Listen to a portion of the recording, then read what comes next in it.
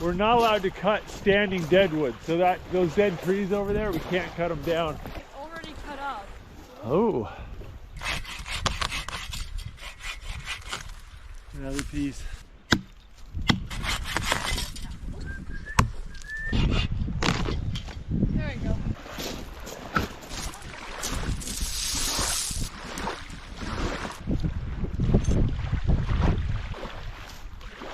Guys, I got a nice little fire out here.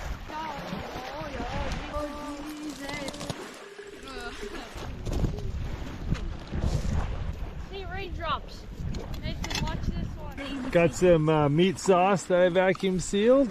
Before coming out on this camp out, I froze all of my perishable food and put it in this little cooler to keep it cold. But it's all pretty room temperature now, so I am going to switch gears. This water's about 42 degrees, so pretty close to refrigerator temperature.